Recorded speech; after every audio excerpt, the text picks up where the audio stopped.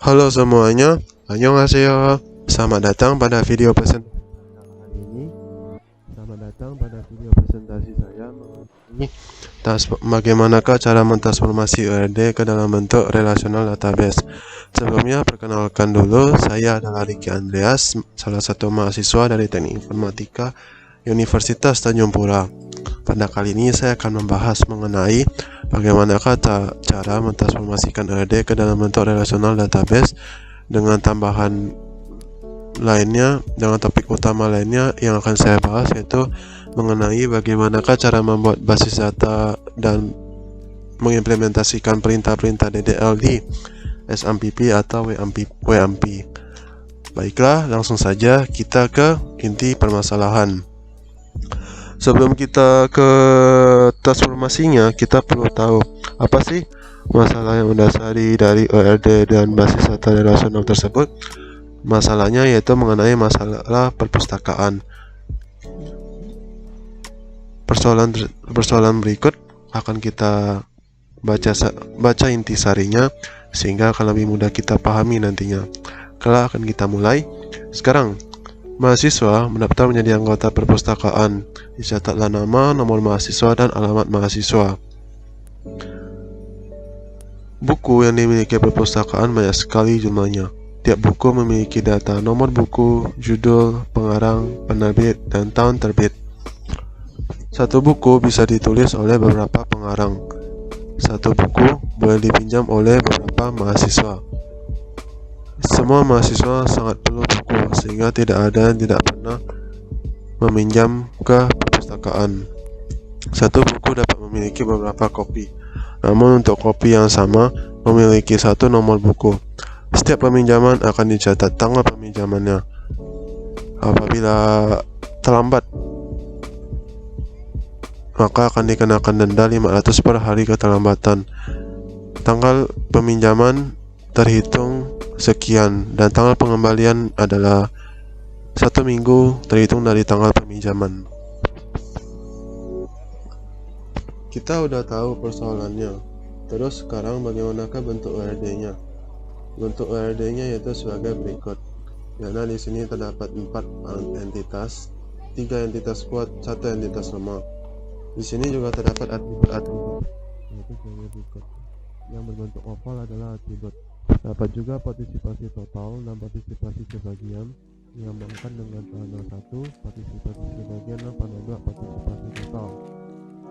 Lalu selanjutnya kita akan mengubah semua ini ke dalam bentuk basis data relasional di XMPP atau WMP. Namun dapatkah kita mengubahnya langsung? Kita bisa saja mengubahnya langsung. Namun untuk menghindari kesalahan, kita dapat mentransformasikannya dulu ke dalam bentuk atau kita dapat menggambarkannya dulu ke dalam bentuk basis data relasional di dalam tabel, dalam media yang lain maksudnya, sehingga jadilah seperti demikian. Dapat dilihat bahwa ketika dalam basis data semua nama atribut itu, semua entitas nama itu harus huruf kecil seperti demikian, dan spasi itu digantikan dengan underscore. Setelahnya terdapat juga atribut-atribut komposit yang sudah dipecah. Jadi dalam database ini ORD ini terdapat atribut komposit alamat, namun dalam database kita menuliskan saja inti-intinya. Misalnya dalam hal ini alamat mempunyai inti, kode pos, jalan, gang, dan lain sebagainya, maka kita langsung menuliskan saja anak-anak dari atribut komposit tersebut. Lalu dalam hal ini terdapat juga yang namanya tabel baru.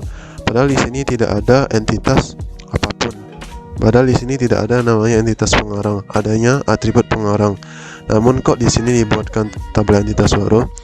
Ada alasannya. Kenapa demikian? Tadi disebutkan bahwa pengarang dapat terdiri dari suatu buku dapat terdiri dari beberapa pengarang. Artinya, untuk mengidentifikasi pengarang-pengarang tersebut yang lebih dari satu, kita membutuhkan suatu nilai. Karena pengarang-pengarang tersebut pasti bisa saja satu atau lebih dari satu, maka kita membutuhkan suatu hal yang dapat mengidentifikasi pengarang tersebut. Dalam hal ini terdapat pengarang ID dan nama. Jadi dalam buku tersebut pasti terdapat pengarang ID yang mengidentifikasi atau menuliskan hal tersebut, menuliskan buku tersebut. Sehingga dari situ kita bisa tahu, oh, pengarang sekian menuliskan buku sekian. Itulah maksudnya. Lalu terdapat juga yang namanya foreign key. Kita tidak boleh lupa akan foreign key-nya karena kita akan membuat skema basis data relasional, maka kehadiran foreign key akan sangat penting nantinya. Baiklah, kita akan langsung menuju ke TKP. Sebelumnya saya akan mengaktifkan dulu server yang ada, server Apache dan server MySQL. Kita sudah mengaktifkannya. Sekarang kita akan ke bagian Chrome. Kita langsung saja menuju ke localhost phpMyAdmin. Seperti demikian. Kita ke new, lalu sekarang sudah kita akan membuat database baru. Database-nya namanya yaitu 104.119.1.022, yaitu Ricky Andreas PBD UAS. Kita akan membuat tabel ini, namun sepertinya ada yang salah. Kita akan buatnya seperti demikian. Create database 104, kita enter, jadinya seperti berikut. Habis itu SQL. Sekarang kita menuju ke bagian database-nya. Lalu kita create tabelnya satu persatu. Seperti yang dilihat di sini terdapat 5 tabel, maka kita akan membuat 5 tabel. Namun kita mulai dari yang paling awal. Yaitu tabel mahasiswa. Ingat bahwa huruf kecil, buka kurung, lalu nama atribut-atributnya apa-apa saja, nomor mahasiswa, integer, not null, habis itu nama depan varchar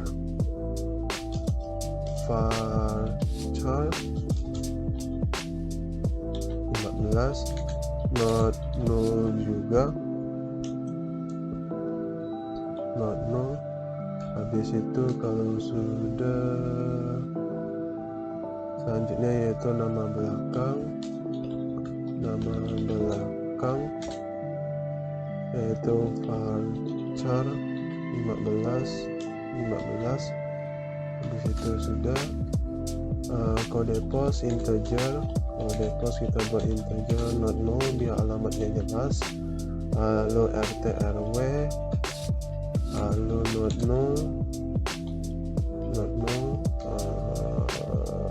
lalu jalan varchar yaitu 20,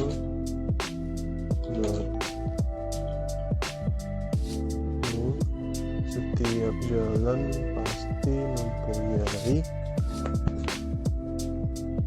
RT/RW itu integer. Setiap rumah pasti memiliki nama jalan, lalu gang, kita tulis gang, atau bisa sebagai komplek, bisa gang atau bisa komplek.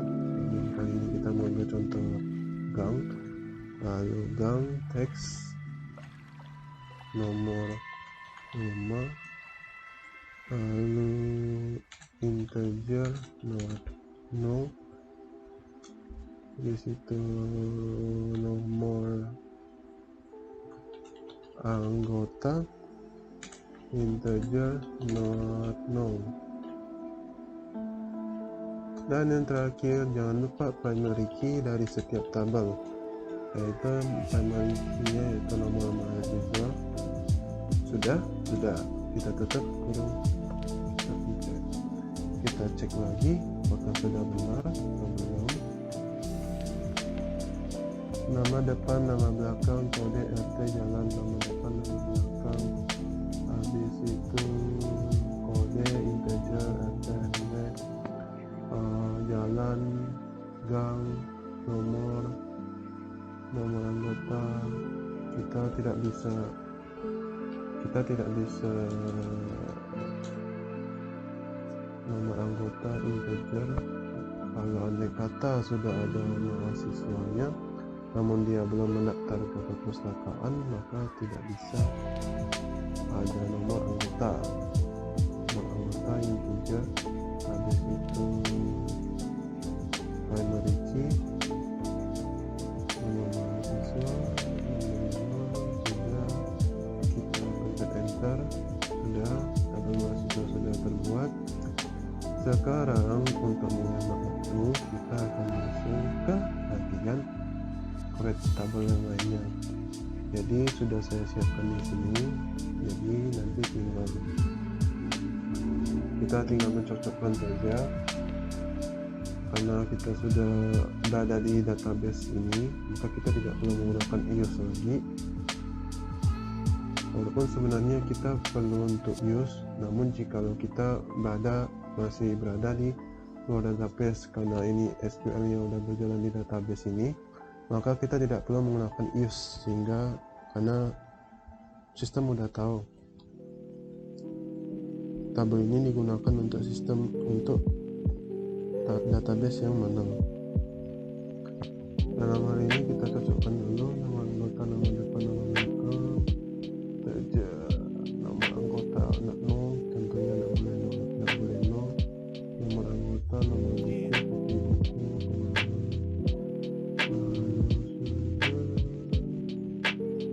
kita pencet enter. Jumlah kopi buku dasar eksis in table. Oke, jadi ini kita gini, jumlah kopi sudah, kita pencet enter. Ternyata masih ada yang salah. Label kartu anggota, kita refresh dulu. Buku kartu anggota mahasiswa, buku kartu anggota mahasiswa.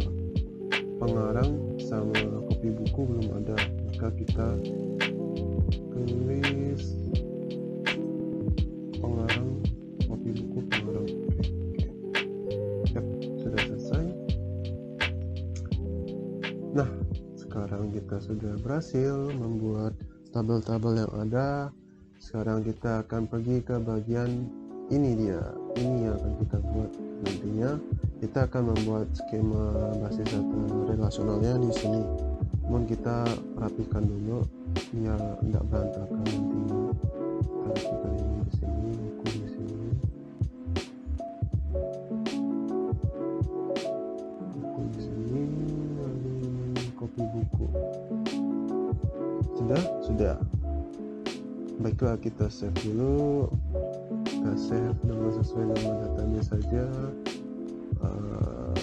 Oke. Lalu kita akan merelasikannya. Tapi tunggu dulu. Kita akan mengindekskan dulu foreign key-nya. Jadi kita indekskan dulu foreign key-nya. Jadi baru bisa kita buat relasinya. Di sini kita lihat dulu manakah foreign key yang mau kita indekskan. Yang mau kita indekskan yaitu nomor anggota, nomor buku. Kita ke mahasiswa, kita ke nomor anggota, habis itu kartu anggota, ya. Lalu ke nomor buku, kita indekskan dulu. Sudah. Sekarang kita coba untuk menghubungkannya dengan create relationship. Nomor anggota, on delete, kita pilih. Dalam hal ini saya akan memilih cascade. Jadi ketika ini dihapus, ini ketika primary key di kartu anggota terhapus, maka nomor anggota foreign key yang ada di mahasiswa terhapus. Pencet OK. Yap, sudah terhubung. Selanjutnya yaitu nomor buku.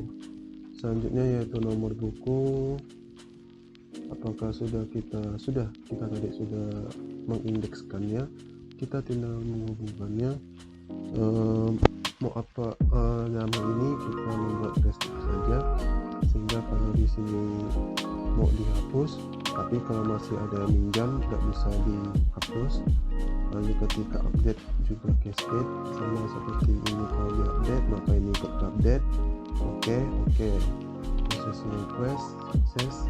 Oke, lalu sekarang kita sudah berhasil.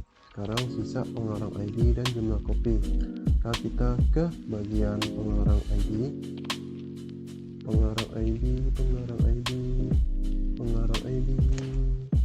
ini dia pengarang ID.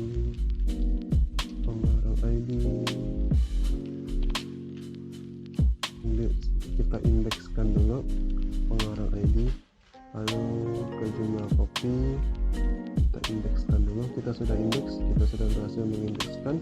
Kita sekarang ke bagian sini, kita akan ke relationship, ke bagian pengarang ID, kita relasikan salah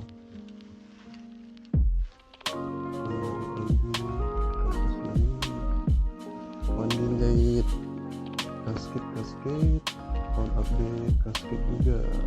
Oke. Yap, sudah terhubung. Sekarang sisa satu lagi, itu jumlah kopi akan kita buat ke sini, yaitu jumlah kopinya yaitu restrict, lalu ini cascade. Oke, kita refresh dan tada, kita sudah berhasil. Ya, kita save page. Yap, sudah tersave. Kita save dulu. Jadinya begini, dapat kita lihat. Dalam hal ini yang terhubung itu siapa saja ini. Nomor anggota terhubung, nomor buku terhubung, sudah. Habis itu pengarang ID dan jumlah kopi,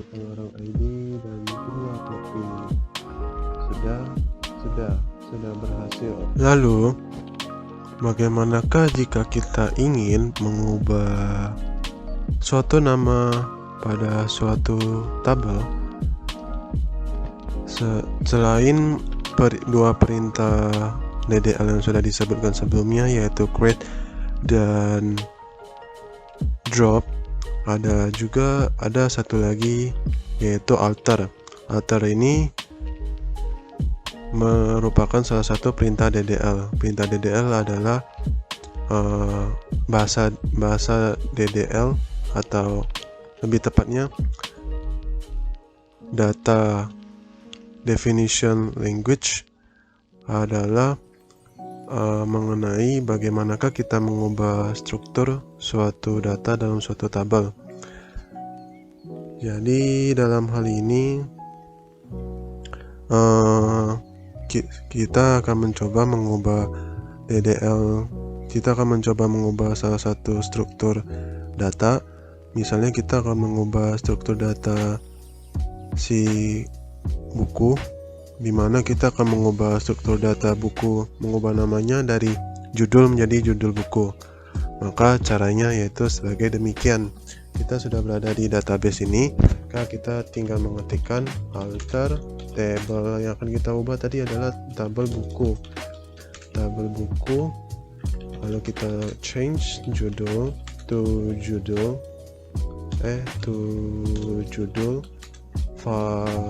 text not no.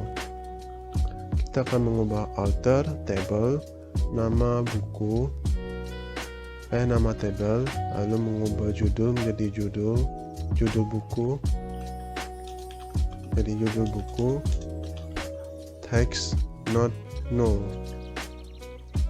Kita enter, sudah.